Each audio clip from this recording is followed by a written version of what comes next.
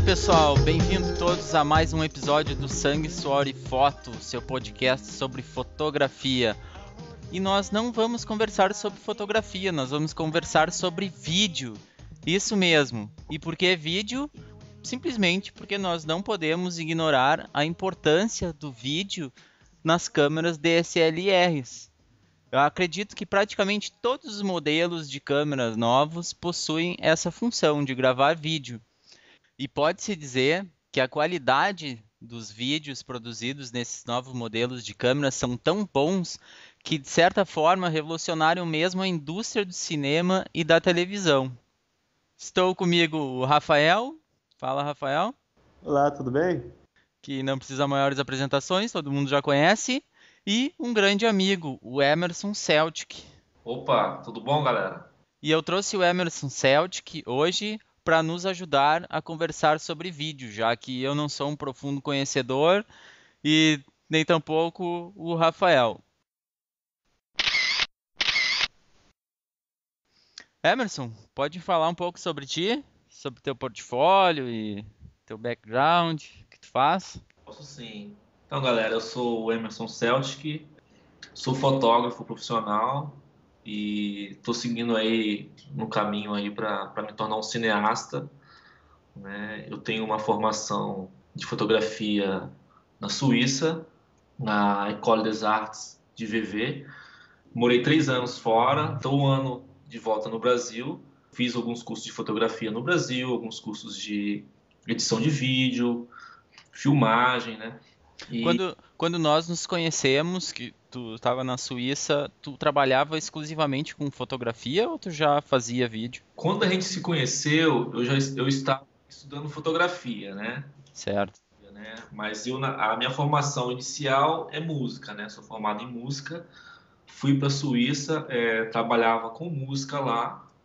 Pela dificuldade de poder fazer minhas próprias fotos, fazer meus vídeos, por mais por uma questão até financeira, né? Eu comecei a estudar fotografia. Meu cunhado é suíço e ele foi um grande fotógrafo e me deu todas as alternativas, assim, né? Porque a música ela tá muito ligada com a fotografia, com o cinema, né? Na arte em geral.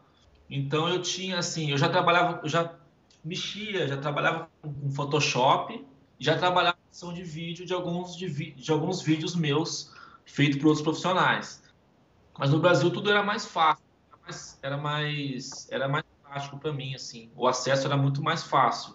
E lá fora foi se estreitando esse acesso com fotografia e com vídeo.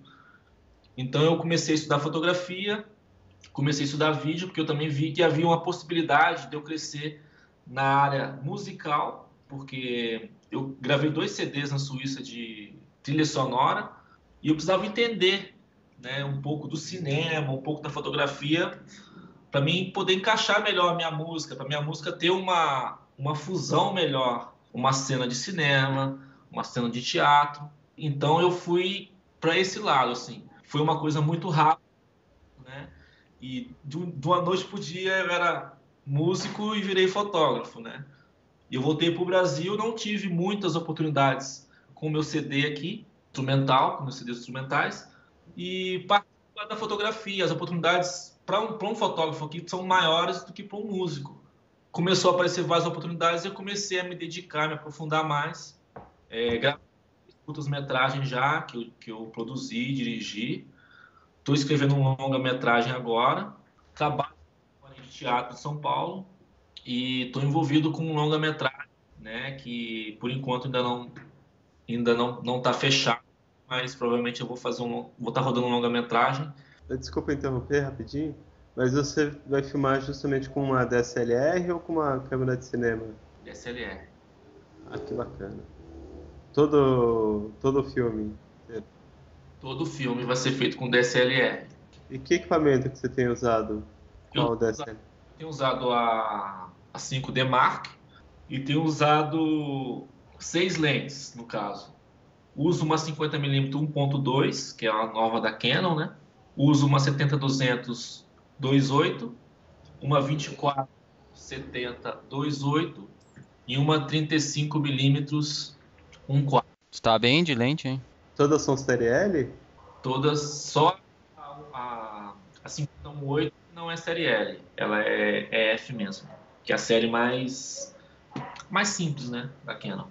As outras todas série L. É bom dar uma explicadinha, né, para quem não sabe, né, a diferença de série L e série F. Bom, você conhece melhor que eu, né?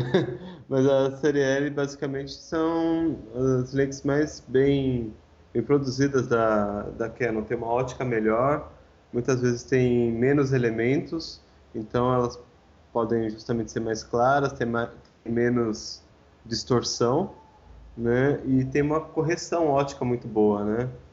Não forma aquela barriguinha assim sabe? Principalmente quando fotografa ou filma arquitetura, que as paredes ficam meio abauladas, né? Essas lentes série L têm uma boa ótica para resolver esse problema, né? É isso mesmo. Toda a construção da lente em si, ela é diferenciada, né? Seguindo o baile, então, tem mais alguma coisa que tu acha importante falar sobre ti mesmo, Emerson? Cara, eu acho que à medida do que a gente vai conversando, o pessoal vai me conhecendo melhor, né? Perfeito. Então, seguinte, eu, como já disse, não entendo muito de vídeo. Eu fiz uma série de perguntas que eu acho que vai ser uma forma da gente se basear e seguir alguma linha de raciocínio. Vamos começar então? Vamos lá. Então tá, primeira pergunta, Emerson Celtic. Quais as principais diferenças tu acha entre filmar com uma câmera compacta, tá? Uma câmerazinha normal, mesmo um celular, e filmar com uma DSLR? Bom, as principais diferenças, são várias diferenças, mas as principais diferenças é que a câmera DSLR, ela possui um sensor full frame, né? Elas possuem um sensor de tamanho grande, elas possuem a possibilidade de trocas de objetivos, né? Que eu acho que é a principal diferença, né? Isso, que existe uma grande variedade de objetivos, né? É um equipamento que a qualidade de imagem está direcionada mesmo para o segmento do cinema digital. Já as compactas, o equipamento não te dá algumas regulagens, que é a exposição, que é uma regulagem manual, né? Que é a exposição, que é, que é o ISO. ISO. Então, assim, para que as pessoas entendam de uma forma não muito técnica, uma câmera DSLR, você tem todos os parâmetros de regulagem na sua mão, para você corrigir qualquer tipo de falta de luz. Você consegue transformar aquilo que você está vendo, passar isso para a câmera para que seja uma coisa real. Basicamente, então, seria a mesma coisa relacionada à foto. Tipo, o que tu perde com uma compacta e o que tu ganha com uma DSLR é a mesma coisa que uma foto. É tipo ter todas as regulagens, ter controle de exposição, tu ter melhor sensibilidade à luz. Por exemplo, tu poder utilizar um ISO elevado sem ter grandes ruídos em função de um sensor Tem, melhor. E de tem uma outra lente. coisa que é o foco, né? É isso. O, Isso eu acho que acho que é a única coisa que na verdade a compacta ganha, né? Que é ter um foco eu não acho automático. não, viu, Neno? Porque, bom, pelo menos a minha, a G9, ela tem um foco fixo, né? Você começou a filmar um negócio que tá perto, se o negócio vai pra longe, saiu do foco, já era. Então, por isso que eu falo, a compacta tem a Não, ganhar. Porque a maior parte das compactas Eu tem não, foco quero não. automático. Compacta faz isso. Ela filma, se o objeto sai do... Ela não ajusta o foco durante a filmagem. Ah, não, a compacta que eu tinha da Sony, ela ajustava, mas eu acredito que a maior parte das compactas fazem isso. Inclusive celulares, por exemplo. Se tu filma com celular, foco automático. voltado para o lado de filme mesmo, e até da fotografia, quando você entende a fotografia, para você entender o vídeo, fica bem mais fácil. A respeito para finalizar essa parte, a câmera DSLR ela te proporciona acesso a várias regulagens para que você torne real aquilo que você está vendo. Você tem opções de trocar as lentes, você tem a opção de acoplar um microfone para você ter uma boa captação de áudio, você tem acesso a informações no live view já a câmera compacta, ela sempre vai estar em alta exposição, você vai estar sempre trabalhando com filme que à medida que a luz comece, a emissão de luz diminua, você vai estar trabalhando com ruído na tela, ruído no seu filme, né? Você acaba perdendo. E sobre o foco, se tratando de foto hoje profissional e vídeo profissional, não existe nada melhor do que você poder optar pelo foco do objeto que você queira que esteja em primeiro plano, ou se você prefere que toda a cena esteja focada. Com a DSLR, você pode escolher um ponto só de focagem, vários pontos de foco, né? Hoje temos câmeras DSLR aí que você consegue ter 54 opções de foco numa tela. Então, isso para um fotógrafo, para um videomaker, para um cineasta, faz diferença.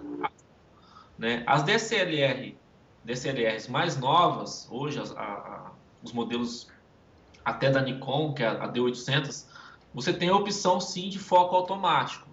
Porém, os fotógrafos e os videomakers profissionais, eles sempre estão fazendo a opção pelo foco manual, que é uma coisa mais de cinema, né? Ah, com certeza, mas se é uma pessoa leiga, por exemplo, que nem eu, que eu quero filmar o meu cachorro plantando bananeira aqui em casa, pra mim vai ser melhor uma compacta, né?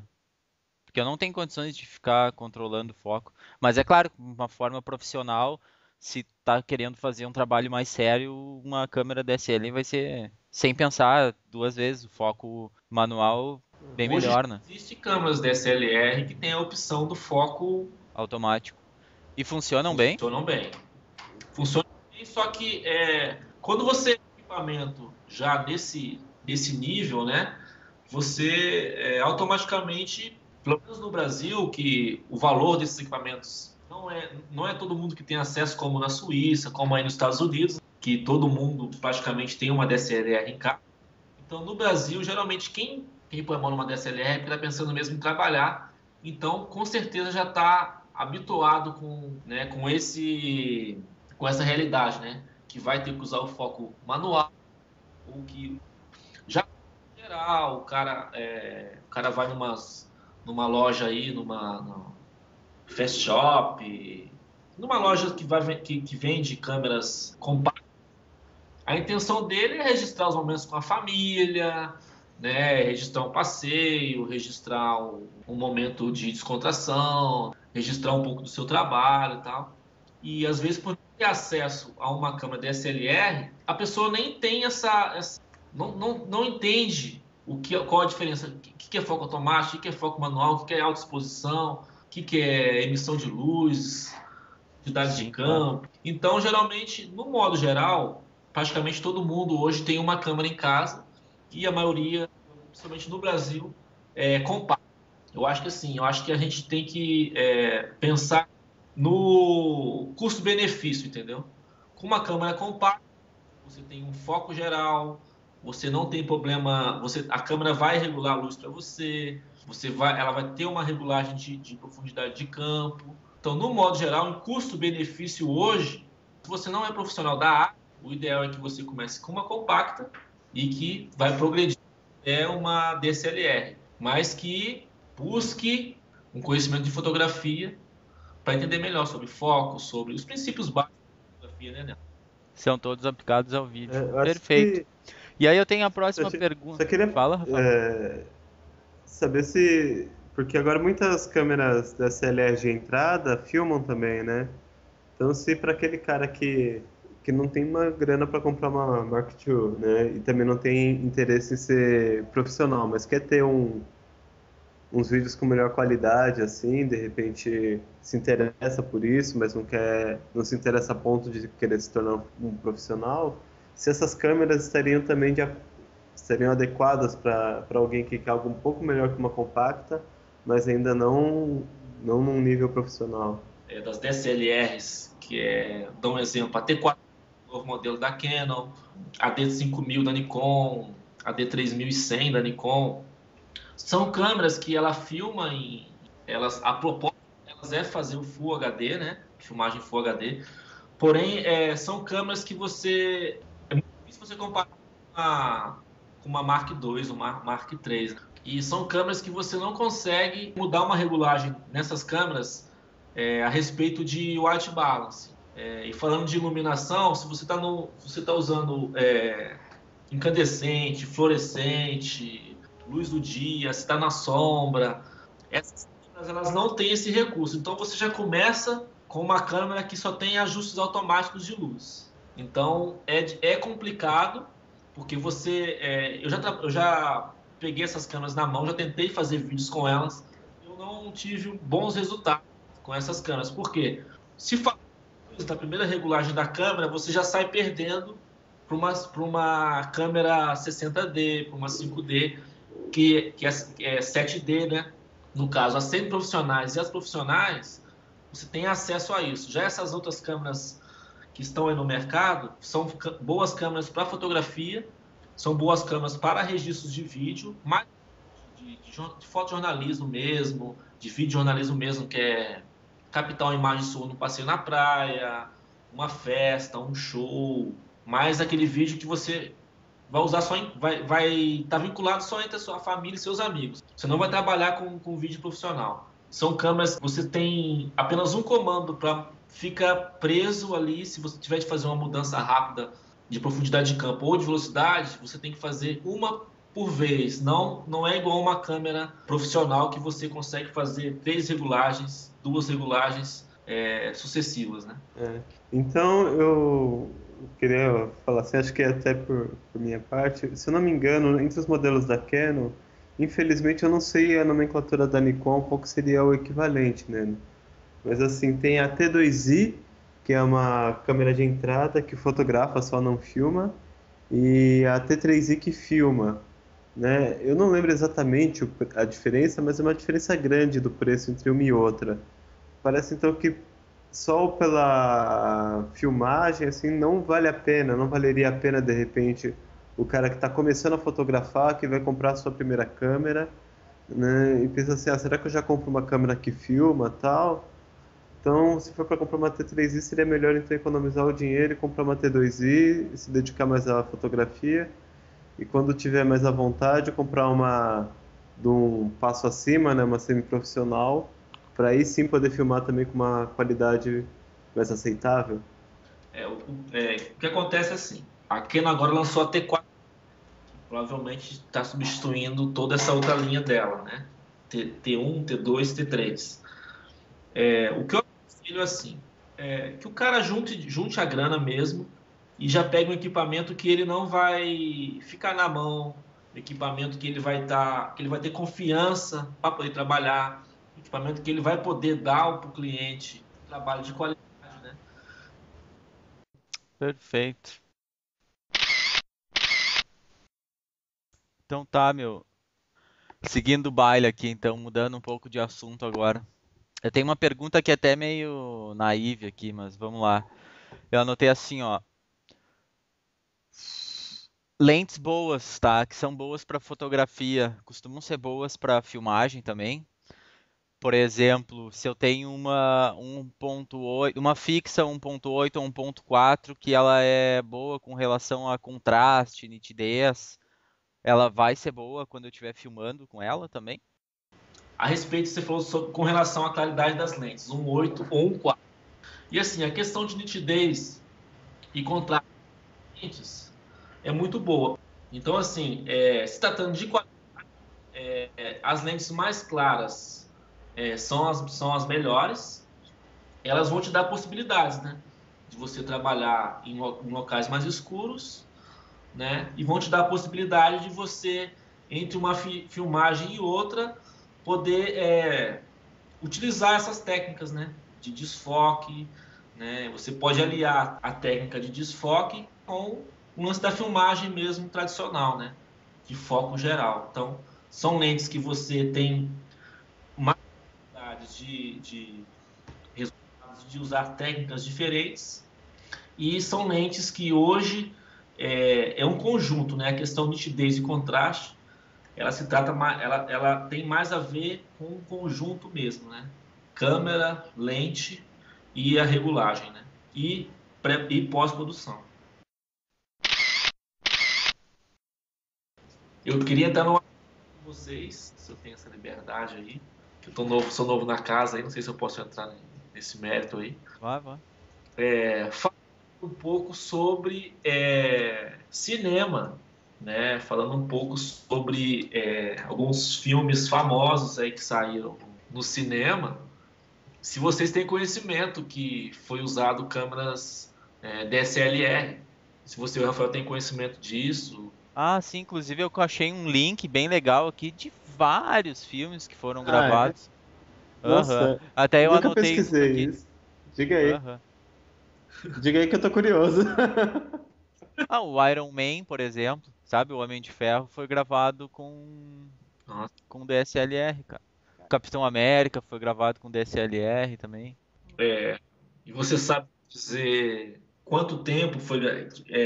Quais, se você tem as cenas que foram gravadas com DSLR, você consegue ver diferença? Você sabe em que momento do filme foi. Ah, não, eu não. Eu não tenho a menor ideia. Essas informações que você teve, você sabe se eles falam dentro do filme que foi usado a DSLR para que a gente pudesse chegar naquele filme ali, colocar naquele momento, entender melhor por que ou não e qual Olha, a diferença. eu acredito que, por exemplo, por exemplo, tu tem assim, ó, aquele filme do. Cara, eu não sei qual é a tradução para português, seria o Ganso Preto. Sabe o. Um filme, cara, ganhou Oscar aí de melhor atriz e tudo. Como é que é o nome? Da bailarina, cara. Cisne Negro. Cisne Cisne Negro. Negro. Então, Ganso. esse aí, por exemplo, teve várias e várias cenas gravadas com DSLR, principalmente aquelas cenas que eles estavam embaixo no metrô. E aí é essa função, né, da portabilidade, porque eles não teriam como levar todo um aparato mecânico lá para baixo para fazer essas gravações, né? A informação que eu tenho é a seguinte: as DSLR são câmeras que possuem uma qualidade muito grande, né? Tem uma grande resolução. E eles usam até no House, né? Eles usaram muito Ah, o último episódio da última temporada. Algumas cenas foram gravadas com a 5D Mark II. do House, eu acho que foi o episódio inteiro. Não, o último episódio da última temporada. Por ter lugares em que as câmeras cine alta não, pelo tamanho, pelo peso, por portabilidade, no caso que você falou, elas não teriam espaço. Então foi feito com câmeras menores. Porém, existe algumas coisas assim que eu vejo hoje no cinema, que eu tenho acompanhado, que tem coisas que são verdadeiras e tem coisas que não são verdadeiras. Olhando lá para trás, 1970, 1980, né? Não tão muito para trás, 1970, 1980, 1990, as DSLR, né? Nem ainda tinham sido construídas, e se faziam sim filmagens em lugares estreitos, como tem feito, como essas do House, como essas do Cisne Negro, e não existia problema nenhum, entendeu? Né? Sempre existia uma forma, né? O que acontece hoje, que eu acho que a praticidade do cinema é que tem feito a DSLR ser usada. Questão de tempo, né? Uma locação em Hollywood é muito cara, Preço do filme. o preço do filme é muito caro. Então você não tem como, às vezes, ter que mudar uma estrutura de um prédio, de uma locação, para encaixar uma câmera de cinema. E aí, no caso, a DSLR. Não, tu consegue ângulos inusitados também com uma DSLR, né? Isso, eu vejo pelo lado da questão do tempo e do custo-benefício mesmo, né? Vamos com a DSLR, né? Que a gente consegue uma qualidade boa e a gente faz com menos tempo. Eu não vejo muita questão de ter que ser com a DSLR, entendeu? Se o cara tem tempo e já fizeram isso antigamente, eu acho que não é muita questão de espaço, mas eu acho mais a questão de tempo e de dinheiro mesmo. Não sei se o Rafael concorda, não sei qual a opinião de vocês, se antes já era feito, entendeu? Né? Ah, eu acredito que acima de tudo é portabilidade. Nem é o tempo e talvez o dinheiro. Ah, eu acho que Porque eu acho que a também portabilidade da DSLR é algo que não tem como comparar, né?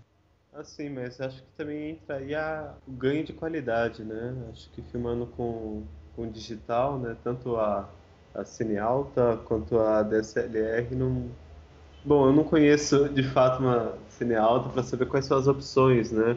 Eu acho que é até uma boa pergunta aí, que você pode ajudar a gente a esclarecer isso, considerando, por exemplo, logo no começo do episódio, quando você falou da diferença entre uma câmera de entrada e uma semiprofissional ou uma profissional, né? Qual é a diferença da DSLR para cine alta, né? No caso, para fazer um filme, ainda mais esses blockbusters, né, que o investimento é muito alto, né? O que faria eles optarem então por usar uma DSLR, já que eles têm bastante dinheiro, né? Tem essa portabilidade que o Neno citou bem, mas acho que a qualidade não deve muito, né? Então por isso de repente é mais fácil colocar uma câmera DSLR ali debaixo do banco do que furar o trem para colocar uma outra, né? Acho que é mais ou menos isso. Bom, a diferença hoje é que é assim, uma câmera DSLR, o nome é uma câmera fotográfica, né? Então, ela tem certas limitações na questão de vídeo, né? Uma câmera cine alta hoje, uma câmera de cinema, é uma câmera que foi projetado lentes, foi projetado todo um sistema que você tem de captação de áudio, um sistema que você tem de acoplar instrumentos na câmera, né? Uma DSLR hoje, para você fazer um filme, você precisa ter muito cartão de memória, né? Porque se tratando de um filme, você vai ter que ter vai gastar muita memória, vai ter que ter muito espaço, né, em HD para poder usar. Já uma câmera de cinema, você tem opções de gravar 10 horas sem trocar a memória de uma câmera, sem que a câmera esquente, né?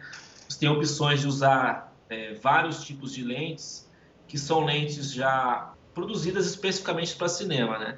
Porque no caso da DSLR hoje, quando a gente faz um filme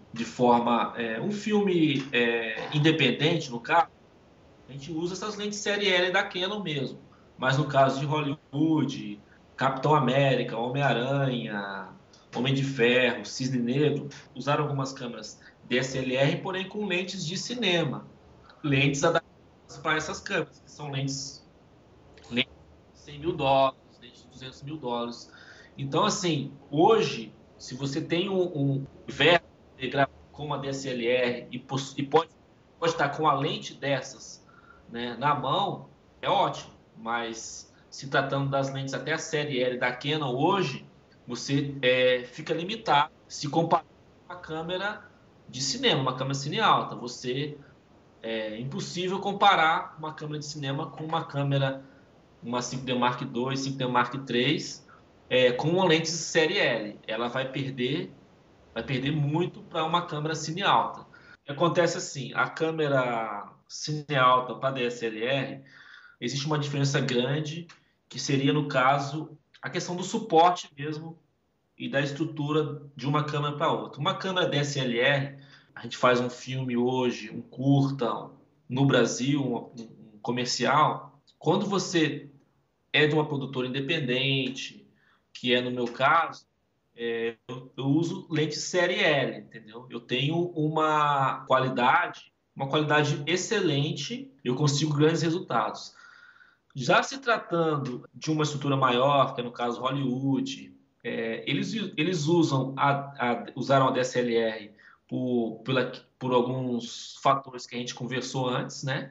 Que é portabilidade principalmente, por eles terem também acesso a grandes fabricantes de lentes, né? Terem recurso financeiro para poder estar usando uma lente que é usada nas câmeras cine alta, né? É o mesmo padrão de lente das câmeras cine alta, eles têm usado nas DSLR. Porém, é uma lente de US$ 200.000, uma lente de US$ 300.000, que é usada numa DSLR. Então, Desculpa a assim, minha ignorância, mas o que é cine alto, afinal? cine alta é uma câmera que é a nomenclatura de uma câmera que está ligada a cinema. Cinema de alta resolução, que é HD e Full HD. Quanto custa uma câmera dessa, mais ou menos? Na média, aí, US$ 200.000, US$ 300.000. Uma câmera que é usada em cinema hoje, está nessa faixa. Nossa, bem mais caro que uma 5D Mark II. Mas existem outras possibilidades. Existem as REDs, que são câmeras que estão agora no mercado, que é uma câmera de 60 mil reais, que são câmeras que a Globo tem usado em novela, usado nos seriados, né? Que você vê a fotografia da Rede Globo hoje, tá bem cinematográfica mesmo, né? Só que as lentes são lentes de 30 mil dólares, 50 mil dólares, né? Porque, na verdade, é um conjunto de fatores, né? Seria só, eu tenho uma Mark II e uma 2470 série L, eu faço um filme. Não, né? Existem vários fatores envolvidos. E uma outra diferença é que com uma câmera de cinema hoje, a praticidade da câmera é totalmente diferente, né? Você pode ligar monitores na câmera, porque você precisa do diretor de fotografia assistindo a sua gravação. Você precisa assistir a gravação, você precisa assistir o que você está captando, e você precisa que o diretor do núcleo ali, o diretor geral, ele veja como é que está o enquadramento, ele consiga ver como é que está a iluminação e consiga ver os atores para poder estar dirigindo ali por trás das câmeras. Então você tem opções de entrada na câmera, para você estender isso a vários monitores, a sua imagem. Você tem a opção da sua câmera de poder até ligar microfones para uma melhor captura de áudio, né? Você pode optar por captar o áudio na câmera, né, com microfones ligados na câmera, ou por um outro equipamento que capte só o áudio, mas é uma câmera que você tem muitas possibilidades, entendeu? É questão de duração de gravação. Hoje, com uma câmera DSLR, você grava 10, 15, 20 minutos no máximo e a câmera já pede o crop, né? Ela já corta automaticamente, você precisa reiniciar a gravação e você perde algum tempinho. São câmeras que, à medida que o tempo vai passando, o live view dela por ser muito usada, o processamento ser muito grande, começa a esquentar a câmera. Então, assim, uma câmera de cinema hoje, existem câmeras que você pode gravar 10 horas consecutivas e você não tem problema nenhum. O formato de gravação é outro, a forma com que você trabalha depois esses arquivos é outra, entendeu? Então, assim, as DSLR, elas estão num processo para que chegue mesmo até as câmeras cine alta, compatibilidade de arquivos, né, os recursos para você ter mais monitores de vídeo, ter um microfone, ter uma captação de áudio melhor, elas vão chegar lá, mas por enquanto as DSLR é um bom equipamento, porém você precisa investir ainda muito com lentes e então, no caso, a câmera de cinema sai ganhando porque geralmente isso que você está gastando com lente, com a DSLR, você consegue já com a cine alta. Perfeito.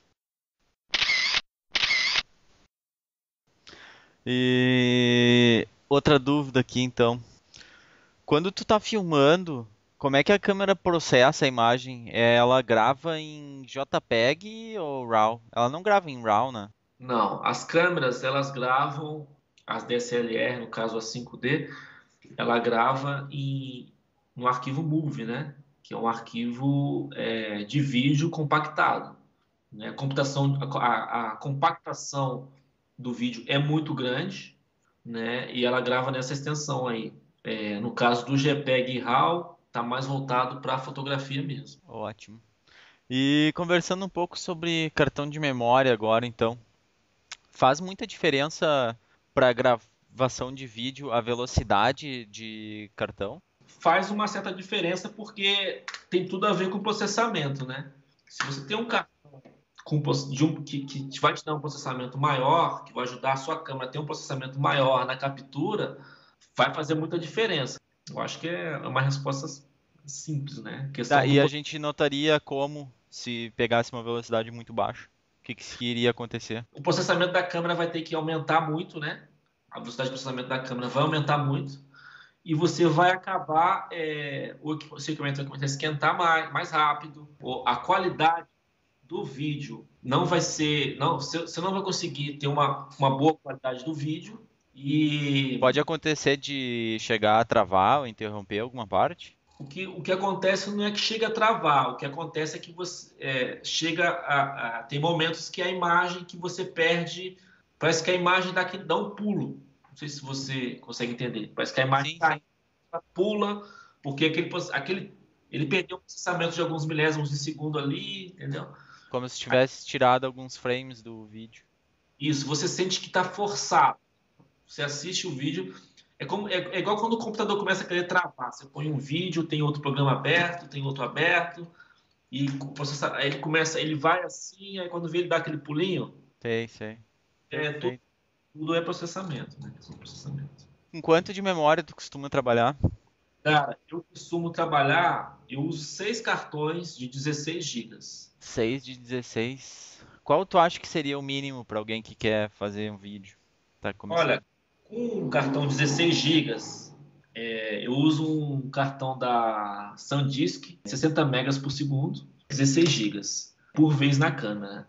O que acontece? Com 16 gigas de memória em cartão, você consegue gravar 48 minutos de vídeo. A cada 12 minutos, a câmera 5D Mark II, a cada 12 minutos ela gera um arquivo de 4 gigas e ela corta automaticamente. Ela grava 12 minutos certinho e para. Aí você precisa reiniciar a gravação de novo. E você Por que consegue que ela faz gravar isso? por uma questão de segurança da câmera, Não, né? eu sei por quê. Sabe o que que acontece? Se Por eles quê? colocam para gravar por mais tempo, aí já não é caracterizado como se fosse uma câmera de fotografia, considerado como se fosse uma câmera de vídeo.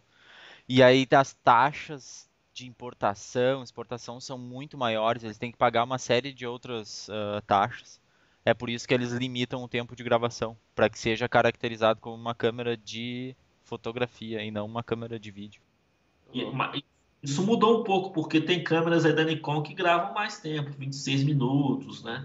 É, eu não Tem, sei, eu sei que eles têm essa limitação em função disso. tem algumas limitações, mas já existe algumas câmeras DSLR que gravam 26 minutos, 22 minutos e tal, né? Mas assim, a questão do cartão de memória é uma coisa muito importante, né? Que, como a gente está falando dos componentes, falando da câmera e falando do conjunto, né? Inteiro para você ter um bom resultado. O cartão de memória funciona assim. Hoje existe cartões de memória de 128 gigas, 64 gigas, vocês devem conhecer. Vou contar uma experiência minha rápida, assim. Com um cartão de 4 gigas, você grava 12 minutos. Então, você não tem muito tempo de gravação. Para você fotografar com um cartão de 4 gigas, você consegue fazer uma sessão de fotos tranquilo. Então, assim, um cartão de 16 gigas, você consegue aliar foto e vídeo. Você tem uma 48 minutos, é muito tempo de vídeo. E, assim, acima de 16 gigas, o cartão de 32, já fica meio complicado. Por quê? Vamos imaginar, 16 gigas, se você tem um problema com processamento, se você tem um problema com cartão, se você tem algum problema na hora de descarregar esses vídeos, você perdeu praticamente 50 minutos de gravação. Então a gente trabalha até esse limite no máximo. Acima disso, você já está correndo um risco muito grande. 32 gigas, se você tiver um problema com o cartão, com a câmera, na hora de transferir o arquivo, você perdeu 2 horas praticamente de vídeo, né? E 4 gigas para vídeo é pouco, porque você vai conseguir gravar muito pouco tempo, vai ter que ficar trocando cartão. E 8 gigas também ainda é pouco tempo. Então, assim, o ideal é 16 gigas para vídeo, que a galera está usando mesmo, todos os videomakers que eu conheço usam 16 gigas, e acima de 16 gigas é perigoso. Se você quiser ter 10 cartões de 4 gigas, 5 cartões de 4 gigas, beleza. É, eu acho que Mas a mesma coisa se aplica à fotografia, é uma coisa que eu costumo falar sempre, e a gente deu essa dica quando a gente estava falando, fazendo o episódio sobre dicas para viajar, que é usar muitos cartões com pouca memória. E é a mesma coisa, é a mesma coisa. Se der algum problema, tu não vai perder todo o teu trabalho, né? Tu vai perder só uma pequena parte dele. Até por segurança também, porque tu fez uma série de fotos, tu guarda no teu bolso. Se der alguma coisa, se alguém roubar tua câmera, levar teu equipamento, tu não tá levando todo o teu trabalho, né? Pelo menos alguma coisa tu salva. Acho que a mesma coisa se aplica a vídeo, né? Com certeza. Então vamos lá. E relacionado a esse limite, então, tá, que as câmeras têm, isso costuma ser um problema para ti? Ter essa limitação de tempo? Como é que tu faz para contornar isso? Passo alguns problemas, assim, com essa limitação de tempo, porque hoje em dia fiz uma boa clientela aqui no Brasil, só que assim, muitos clientes hoje, eles imaginam assim, olha, ele faz foto e vídeo. Então eu recebo convites para fazer fotos de aniversário, vídeos de casamento, vídeos de palestras e tal. O meu segmento é mais cinema, e meu equipamento também, o segmento do meu equipamento é mais cinema. Para mim fazer um vídeo de um casamento inteiro, tem esse problema com o tempo, tem esse problema um pouco com a questão do foco, né, que a gente falou. Então, geralmente, eu não faço esse tipo de trabalho. Para mim explicar isso para o cliente é difícil, você explicar para o cliente, que é uma coisa que acho que não cabe muito ao profissional falar sobre limitações de equipamento para um cliente, né? Então eu acabo tendo que não atender o cliente por causa dessa limitação, porque você tem que gravar 12 minutos, parar, é quase que simultâneo, você dá o REC, você perde 4, 5 segundos ali no máximo, mas é uma limitação que você tem que trocar cartão, entendeu? Então assim, tem que ser muito programado você gravar um casamento. Na hora da aliança, você precisa calcular bem esse tempo para você não ter que trocar um cartão naquela hora, de não ter que dar um REC naquela hora, entendeu? Então, assim, eu já filmei algumas palestras, já filmei algumas peças de teatro com a 5D, mas, assim, passei um pouco de sufoco por causa da limitação de cartão, né? Desse lance de ter que trocar cartão, e ter que trocar o cartão, e às vezes é um momento, né, do ápice da peça, assim, do espetáculo.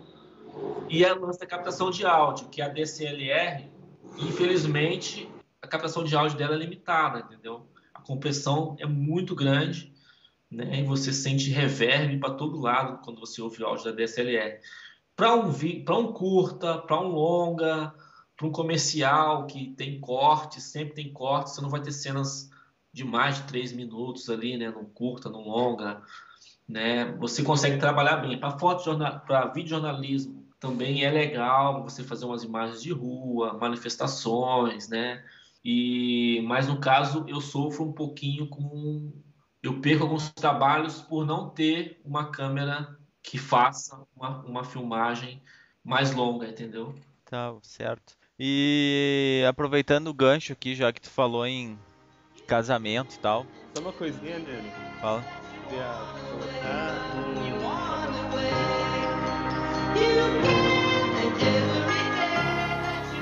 Pois é, pessoal, chegamos ao final de mais um episódio. Aliás, ao final da primeira parte desse episódio.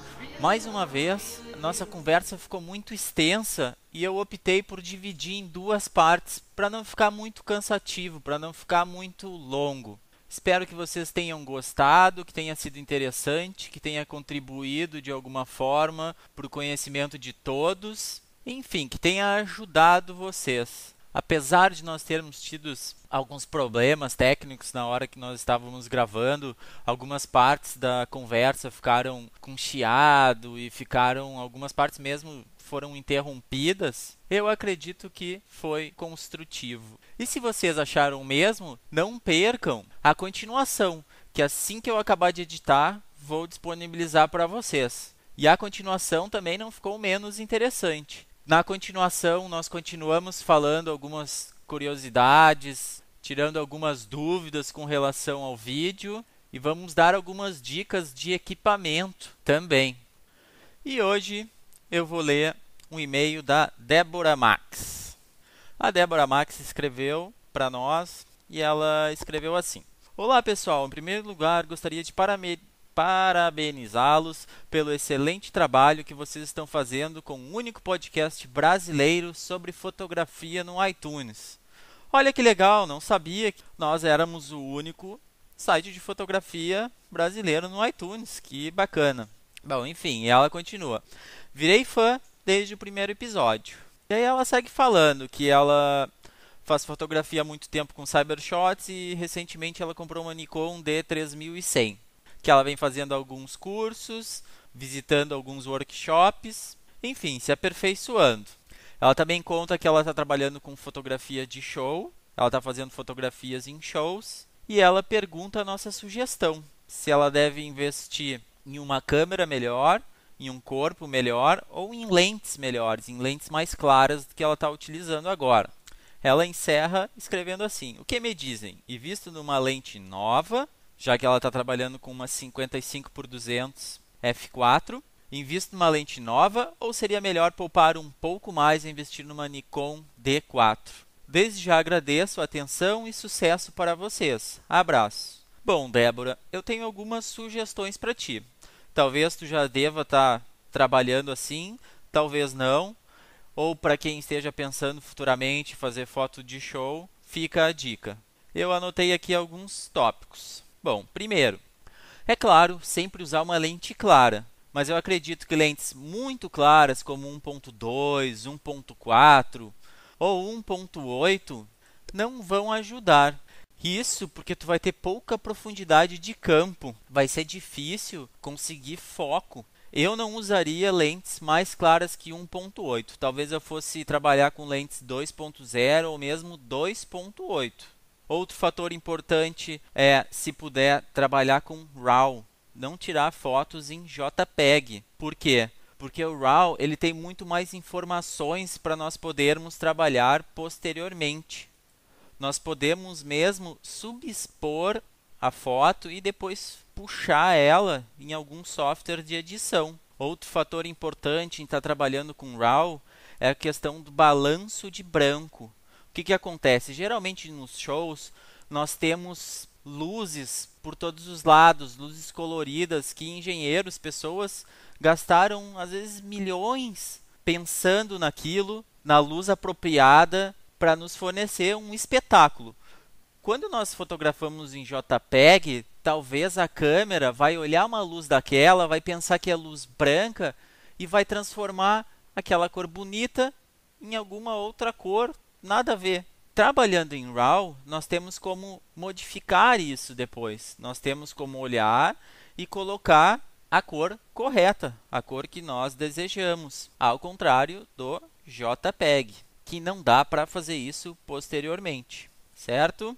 Outro fator que eu anotei aqui, sempre que puder, usar um tripé. E eu acredito que para fazer fotos em show seja mais interessante usar um monopé. Acredito que seja mais prático e muito mais funcional nesse tipo de situação. Também acho interessante, como nós vamos ficar muito tempo com a câmera ligada, desligar o monitor da câmera para gastar o menos bateria possível. Ou mesmo usar um grip para poder usar duas baterias. E eu acredito que não é o teu caso, Débora, já que tu mencionou aqui também que tu faz shows geralmente de rock, pop, metal, mas dependendo do ambiente que tu tiver, com a luz do monitor, tu pode atrapalhar outras pessoas que estão querendo assistir o espetáculo. Então, interessante, sempre procurar desligar o monitor ali da nossa câmera, certo? Também acho importante tentar evitar ao máximo usar flash.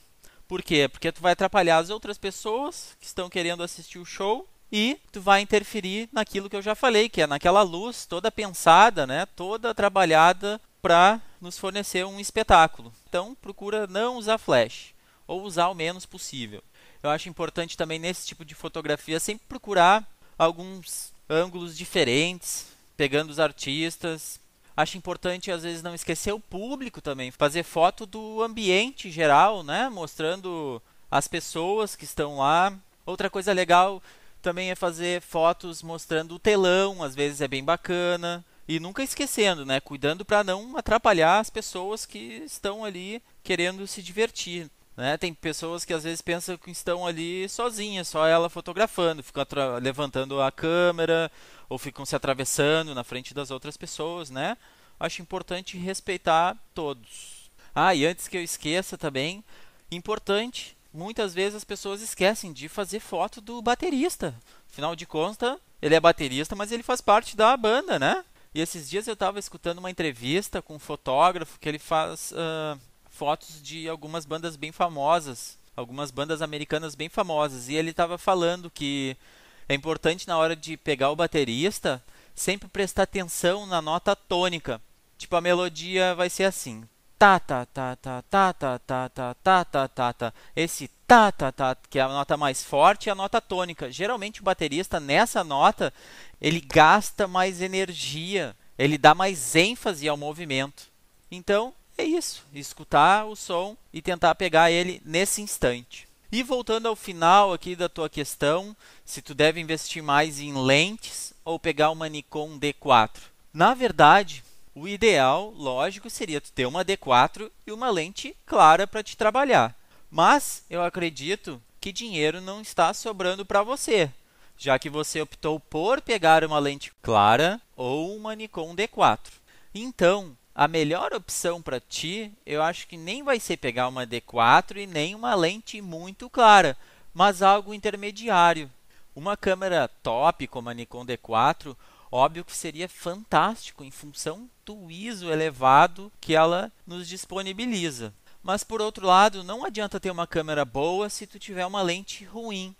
A qualidade da imagem vai ser prejudicada da mesma forma que se tu estivesse usando outra câmera pior. Olha só, eu estou olhando aqui no Amazon, a Nikon D4 está sendo vendida por $6.000.